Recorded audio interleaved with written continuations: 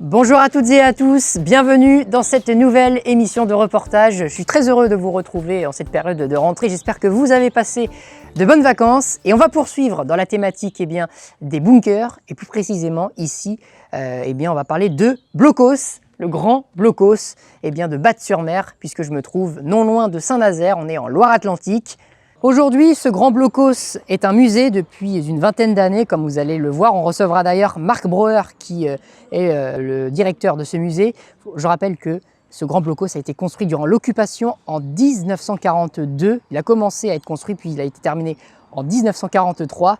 Il y a 4 niveaux ici, il y a un sous-sol. C'est parti, venez avec moi.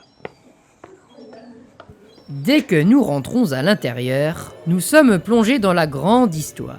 Ce Blockhaus, endroit stratégique comme poste de direction de tir, servait à sécuriser une vaste zone allant entre autres de Belle-Île-en-Mer à Noirmoutier.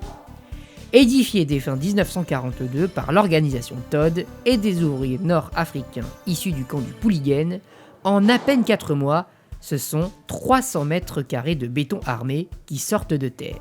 Bonjour Marc Breuer. Bonjour. Merci beaucoup d'avoir accepté notre invitation et avec de grand plaisir. nous avoir reçus aujourd'hui pour ce reportage. Alors je me suis renseigné un peu sur vous avant de venir. On a visité précédemment le bunker de La Rochelle. Tout à fait. Aux côtés de votre frère Luc. Vous Tout à fait. êtes de grands passionnés d'histoire. Hein. Tout à fait. Le musée a fêté ses 25 ans cette année. Exactement. Alors déjà, première question, d'où vous vient cet intérêt pour, d'une manière générale, les bunkers? Alors en fait, mon frère et moi sommes originaires de région parisienne, mais depuis l'âge de 12-13 ans, on a collectionné les objets de la Seconde Guerre mondiale. En fait, pour nous, chaque objet de la Seconde Guerre mondiale, c'était une petite partie de l'histoire.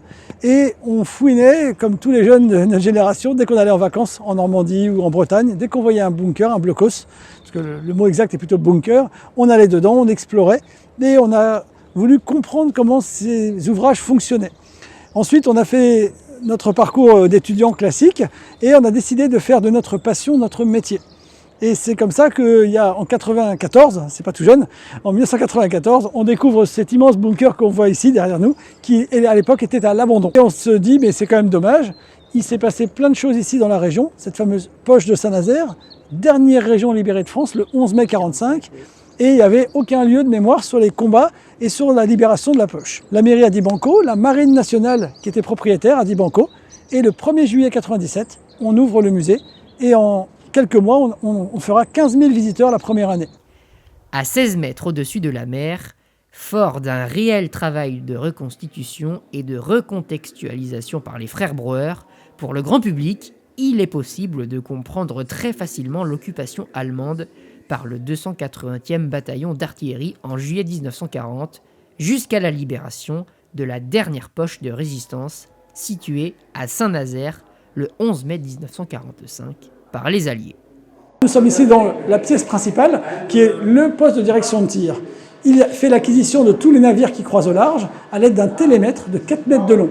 Et une fois qu'on a les coordonnées de tir qui sont calculées en fait dans cette pièce ici, on transfère ces coordonnées de tir à 500 mètres à Clermont-Auxan où là sont les canons, les pièces d'artillerie. Ce sont 2 canons de 240 mm, donc c'est-à-dire 24 cm d'obus, qui eux ne sont pas visibles de la mer vu qu'ils sont en retrait. Et ils tirent par-dessus nous jusqu'à une distance maximale de 22 km. Ce qui permet en fait avec le Blockhaus et les canons de verrouiller l'estuaire de la Loire. C'est ça le rôle principal de ce Blockhaus. J'ai appris beaucoup de choses sur la poche de Saint-Nazaire, sur la façon dont c'était inattaquable. J'avais un papa qui me parlait toujours de la guerre, qui était un passionné. Et tous les détails, évidemment, on ne les connaît pas. Mais les grandes lignes, il me les racontait toute la journée.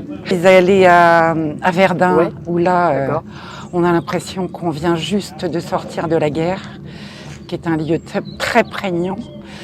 Et les plages de débarquement de Normandie. Voilà, j'espère que nos enfants seront capables de s'intéresser à la transmission de ces événements. Le Blockhaus est standardisé comme abri et poste de direction de tir afin de guider la trajectoire des canons. Le sous-sol est une véritable pépinière de scénographie reconstituée pour voir le quotidien des soldats allemands d'antan. On s'y croirait vraiment. Alors on va monter maintenant à l'étage puisque ce grand Blockhaus comporte 4 niveaux. Ça fait un peu de sport mais voilà, on y va, c'est parti. Au dernier niveau se trouve le fameux télémètre destiné à calculer et transmettre les coordonnées de tir. Il se trouve à 28 mètres au-dessus du niveau de la mer. On est juste devant l'entrée du musée. Alors Marc, ce musée fait 300 mètres carrés, il est fait de béton armé et il faut savoir que durant l'occupation, il n'était pas du tout comme ça puisqu'il était camouflé. Exactement, exactement. C'est assez surprenant, c'est assez atypique pour les camouflages de blocos. Celui-ci, il est complètement en extérieur. Et en fait, il fait 25 mètres de long, 15 mètres de haut, 1800 mètres cubes de béton coulé. Les murs qui donnent sur l'extérieur, c'est 2 mètres de béton armé. Mais là, vous voyez, on voit d'ailleurs un petit bout, ce pan de mur-là, il est en briques. Et c'est un élément constitutif du camouflage du blocos. Parce que les Allemands vont peindre sur les murs de ce bunker 31 fenêtres en peinture en trompe-l'œil. Puis, sur le toit en béton armé qui fait lui aussi 2 mètres d'épaisseur, ils rajoutent une fausse toiture en bois. On croit voir une grosse villa civile. Les avions alliés le survoleront à de nombreuses reprises sans jamais le bombarder une seule fois. Petite chose aussi, on voit derrière nous ce canon de 88 mm, c'est le diamètre de l'obus qui sort de la bouche du canon. C'est un canon anti-aérien allemand. Alors il y avait 6 canons d'un modèle proche qui étaient disséminés autour du bunker, légèrement enterrés avec un filet de camouflage. Et donc, si les avions alliés s'étaient approchés d'un peu plus près pour voir la réalité de maison, bunker ou pas, les 6 canons enlevaient les filets de camouflage et se mettaient effectivement en position de tir pour repousser d'éventuels avions un peu trop curieux. Un des temps forts de la visite, c'est la partie dédiée à la libération de la poche de Saint-Nazaire, occupée jusqu'au 11 mai 1945, en raison d'une résistance particulièrement opiniâtre. Dans le musée, une reconstitution mettant en scène la reddition des 28 000 Allemands à Cordemais.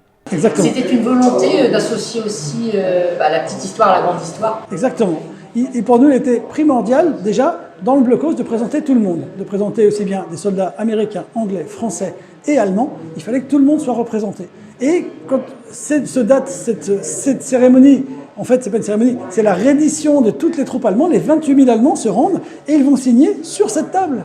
La table qu'on peut observer dans le musée, c'est la vraie table sur laquelle a été signé l'acte. Elle est classée monument historique. Et donc, on a refait, d'après les photos originales, les 3 mêmes officiers allemands avec les grades, avec tous les uniformes sont originaux, je précise, avec des officiers américains et un français, un seul, qui était l'émissaire du général Raymond Chaumel, qui commandait les troupes françaises sur la poche. Nous croisons par hasard une Américaine venue se souvenir de son grand-père ayant combattu dans l'US Air Force en 1942. Bonjour. Bonjour. Merci beaucoup d'avoir accepté cette petite interview pour mon reportage. Moi j'ai une question déjà, qu'en pensez-vous de ce musée? What do you think about the museum here? A very impressive museum. I had no idea that my grandfather's picture was in here until today, so it's very special to see it. Elle est très impressionnée de ce muséum, de tout ce qui s'y trouve à l'intérieur, et elle ne savait pas qu'il y avait le portrait de son grand-père ici. Donc elle est très, très ravie, très contente. Beaucoup d'émotions, j'imagine. Lots of feelings, I suppose. Yes, very overwhelming day today. C'est la première fois que vous venez en France. Vous avez fait d'autres sites, non? Is that the first time you're coming in France? Did you see other places in France before? Yes, this is our first time in France. We were in Normandy a couple days ago, and now we're here with Maxime. He's been showing us around, and we'll end our trip in Paris for a couple days and then head home to the States. Donc c'est la première fois qu'Alison vient ici en France, justement pour se renseigner autour de l'itinéraire de son grand-père. Ils ont été en Normandie avant, sur les plages du débarquement. Donc là aujourd'hui, elle est avec nous chez Maxime. Et puis plusieurs temps plus tard, là, dans quelques jours, ce sera pour Paris. À un peu plus de 15 minutes d'ici, nous nous dirigeons en voiture à Saint-Nazaire pour arpenter l'ancienne base navale U-Boot destinée à entretenir et protéger les submersibles allemands. Le rôle de ce blocos, c'est que nous sommes ici tout proche du port de Saint-Nazaire. Et quand il y a l'entrée en guerre et que les Allemands vont occuper toute l'Europe, le seul pays qui leur a tenu tête et qui n'a pas été envahi, c'est l'Angleterre. L'Angleterre, ce qui les a sauvés, c'est la Manche.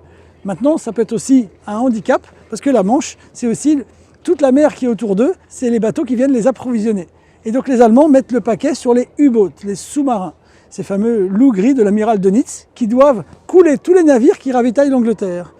Et les Allemands comprennent l'intérêt stratégique, maintenant qu'ils occupent la France, ils ne vont plus faire partir leurs sous-marins du nord de l'Allemagne, mais des côtes françaises. Et donc il y aura 5 grandes bases de sous-marins allemands installées en France, Brest, Lorient, Saint-Nazaire ici, puis La Rochelle et Bordeaux. Et celle ici de Saint-Nazaire, l'entrée, nous sommes en fait devant l'entrée de la base à la sortie, c'est-à-dire l'estuaire de la Loire, qui permettait aux sous-marins allemands d'entrer ou de sortir, mais aussi aux Alliés qui auraient pu attaquer le port de Saint-Nazaire. C'est la petite surprise pour terminer cette émission de reportage. J'espère qu'elle vous a plu. Je me trouve donc bel et bien à Saint-Nazaire, sur le port industriel, avec les chantiers navals que vous apercevez juste derrière moi. Merci à vous de l'avoir suivi. Toutes mes émissions sont bien sûr à voir ou à revoir sur cette chaîne YouTube. N'hésitez pas à vous abonner, à partager également ce reportage. Je remercie Marc, je remercie Jean-Baptiste qui ont assuré la technique aujourd'hui. Et encore un grand merci aux frères Breuer pour leur accueil, ainsi qu'à toute l'équipe du musée du Grand Blocos de Batte-sur-Mer. Merci de leur accueil. Et je sais qu'aujourd'hui, date à laquelle nous avons tourné, c'était l'anniversaire de Marc Breuer. Alors je lui souhaite, au nom du Flash Info, un joyeux anniversaire. Moi je vous dis à bientôt pour de nouvelles aventures. On va se quitter avec les images de ce reportage. Au revoir.